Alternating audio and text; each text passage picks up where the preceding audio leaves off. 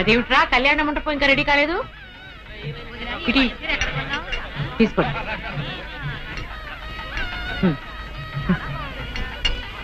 ఎంతైనా జానకమ్మే దగ్గరుండి అన్ని పనులు స్వయంగా చూసుకుంటది. మరి నన్ను ఏం చేయమంటారు చెప్పండి? నాదేమో ఆర్థికలేని కొంపైపోయింది. మన ఇంట్లో పనులు మనం చేసుకుంటే తప్పే ఉందండి. ఏంటో ఆ సీనుబాబు గుళ్ళో గొడవ చేయకుండా ఉంటే ఈ ముహూర్తానికి మా పిల్ల పెళ్లి కూడా ఉండేది. ఈ ముహూర్తానికి ఎందుకులేండి, మాది అసలే దొరల వంశం. పొట్లకేం కాదు. అమ్మా సుందరి, అమ్మా సుందరి. ఏంటమ్మా ఏమైంది? ఏమోనండి, ఉన్నట్టుండి కళ్ళు తిరిగి పడిపోయింది. సుందరి రండి, పాపం ఉన్నట్టుండి పిల్ల కింద పడిపోయిందండి. మీరు చూడండి.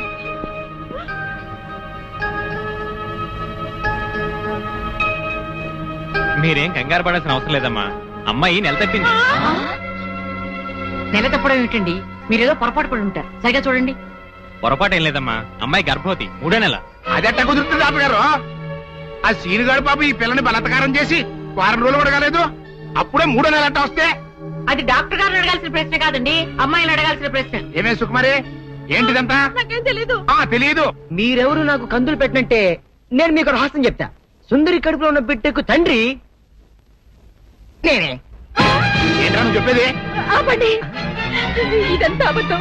వీళ్ళు చెప్పేదంతా పచ్చి అబద్ధం. నాకెవరితోనూ సంబంధం లేదు. నేను కన్న పిల్లనే. ఊరుకోవే. ఆ వేరేతో మనోడు నిన్ను బలాత్కారం చేసిన తర్వాత కూడా నువ్వు కన్నెపిల్లవు ఎలా అవుతావు? వీళ్ళంతా చెబుతున్నది నిజమే అయితే నువ్వు ఆడపిల్లవే గాని కన్నె పిల్లవెలా అవుతావు? కాదు, నేను కన్న పిల్లనే. నన్ను సీనుబాబు పాడు చేయలేదు. ఏంటి సీనుబాబు నిన్ను పాడు చేయలేదా? మరి అతనే నిన్ను బలాత్కారం చేశారని అయ్యాల పంచాయతీలో ఎందుకు అబద్ధం చెప్పావు? సీనుబాబుని నేను ప్రేమించాను, కానీ సీనుబాబు సౌందర్యని ప్రేమిస్తున్నాడు. సీనుబాబు నాకు కాకుండా పోయాడు అనుకున్న బాధతో నేను చచ్చిపోబోతే, సీనుబాబు నీకు దక్కాలంటే నేను చెప్పినట్టు నాటకం ఆడమంది మా అక్క. అంతేగాని నేను చెడిపోయిన దాన్ని కాదు. సీనుబాబు నన్ను పాడు చేయలేదు. అసలు నేనే తప్పు చేయలేదు. అబద్ధం, దాని మాట లేదు, నమ్మకండి. కళ్ళు తిరిగి పడిపోవడంతో ఏదేదో మాట్లాడుతుంది. కప్పనోరు దాని అమాయకురాలు చేసి నువ్వు ఇంత నాటకం ఆడతావా? ఆ వేరే ద్వారా మనవుడు తప్పు చేశాడంటే నేను నమ్ముతాననుకున్నావుటే. నువ్వు ఆడిన నాటకం నలుగురికి తెలియడం కోసమే నేను ఇలా నమ్మినట్టు నటించాను. ఏమిటే కూసావు? నీది దొరల వంశమా? ఏది మళ్ళీ ఇంకోసారి కూతకోయి నీ పళ్ళు రాలకొడతాను. జాగ్రత్త. వాసిని అమ్మ కడుపు మారా. నువ్వు చెప్పిన మాటలన్నీ నిజమని నమ్మి బంగారు లాంటి కుర్రోణ్ణి అనరాని మాటలన్నీ అన్నాను కదంటే, మచ్చలేని నా పంచాయతీ ప్రెసిడెంట్ పోస్ట్ లో తప్పుడు తీర్మానం చేశాను కదంటే, అయితే ఇప్పుడు అందరి ముందు సరైన తీర్మానం చెబుతున్నాను. ఏ రైతురా మనవడు నిర్దోషి అని తేలిపోయింది కాబట్టి ఈ సప్పిడి సుకుమారి చెల్లెల్ని ఆ బాబు పెళ్లి చేసుకోవాల్సిన అవసరం లేదు. అంతేకాదు, ఈ సప్పిడి సుకుమారి తను చేసిన తప్పుకి ఈ గ్రామ పంచాయతీకి 10,000 రూపాయల జరిమానా కట్టాల్సిందే. అమ్మ జానకమ్మ, నీ మూలంగా నేను చేసిన తప్పు దిద్దుకునే అవకాశం కలిగిందమ్మా. నీ మేలు మర్చిపోలేను. సుందరి,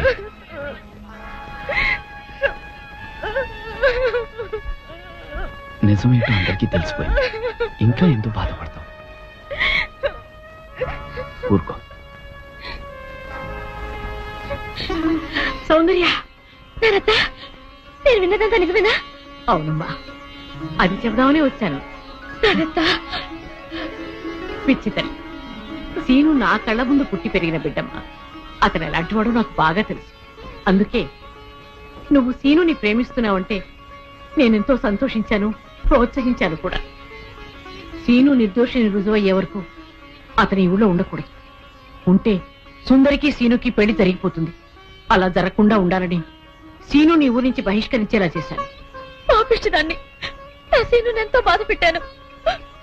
ఇప్పుడు ఎక్కడున్నాడో, ఏమైపోయాడో ఎలాగైనా వెతికి పట్టుకుంటాను. ఎక్కడని వెతుకుతావు? అవును, ఎక్కడని వెతుకుతాను? పిచ్చి పిల్ల, నువ్వెక్కడా వెతకనవసరం లేదు. నేనే సీనుని రప్పించాను. నిజంగానే నానత్త? మోహన్ చూడరా. సీను, సీను,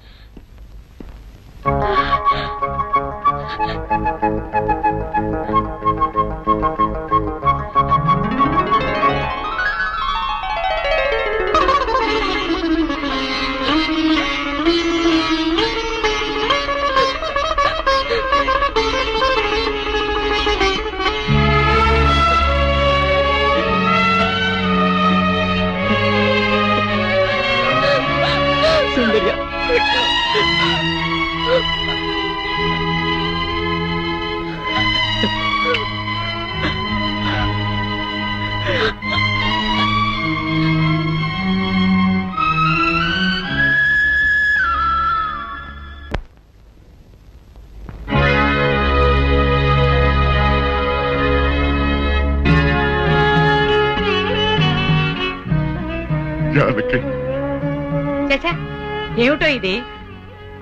ఊరంతా వెలివేసిన నా మనవణ్ణి నువ్వు ఒక్కదానివి వెనకేసుకొచ్చావని తెలియక నేను నానా మాట్లాడినాను, నన్ను క్షమించు అంటావు అంతే కదా? నిన్నిప్పుడేమిటి 40 సంవత్సరాల క్రితమే క్షమించాను ఆయ్ వీరుడు.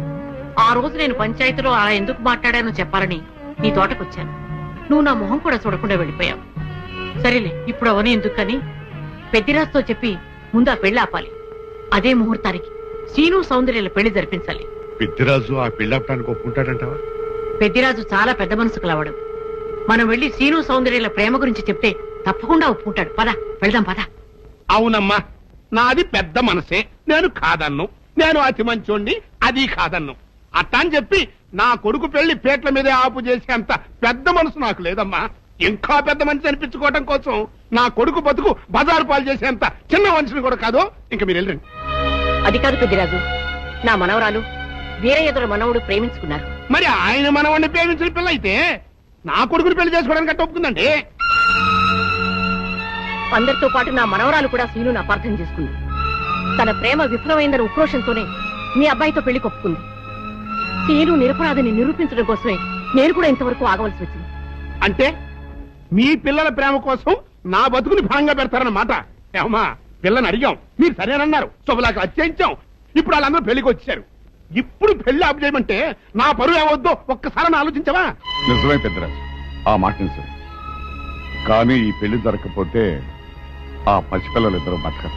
ఈ పెళ్లి జరగకపోతే నా కొడుకు బతకడండి. అవును, నేను దక్కను కాక దక్కను, ముందు నేనే చచ్చిపోతా. ఎన్నారుగా మీ మనవడ కోసం నా కొడుకుని చంపుకోమంటారా? పెద్దరాజు గారు, నా కూతురు పెళ్లి విషయంలో వాళ్ళకి ఎలాంటి సంబంధం లేదు. మా అమ్మాయికి మీ అబ్బాయికి పెళ్లి జరిగి తిరుగుతుంది. తాతబ్బాయి, అత్తయ్య, దయచేసి నా కూతురు జీవితాన్ని నీ జీవితంలో చెయ్యి. పెద్దరాజు గారు, వీళ్ళు ఎంతకైనా తెగించిన కన్ను. అందుకే పెళ్లి తర్వాత చేసే అప్పగింతల కార్యక్రమం ఇప్పుడే చేస్తున్నాను. నా కూతురు మీకు అప్పచెప్తున్నాను. నేను పెళ్లి చేసుకోను. ఆ మొక్క చెప్పాల్సింది ఇప్పుడు కాదు కోళ్ళ. అమ్మయ్యా, అమ్మాయి లోపల తీసుకెళ్లి అలంకారం చేయించు. ఎల్లో చూశారుగా, పెళ్లి కూతురు తండ్రి కూడా పెళ్లికి ఒప్పుకున్నాడు. మంచి మనసు ఉంటే ఉండి 2 అత్యంతలు వేసేయాలండి, లేకపోతే దయచేయండి. చేద్దామంటా సౌందర్యని పెద్దరాజు నుంచి బయటికి తీసుకొస్తాం. ఎవరు వస్తారో చూస్తాం. అంటే కిడ్నాప్. నువ్వెక్కడ దొరికావయ్యా? సీక్రెట్ గా ప్లాన్ చేస్తుంటే ఊరంతా వినిపించేట అరుస్తా. దానికి నువ్వు ఎందుకు మావా? మేమున్నాం.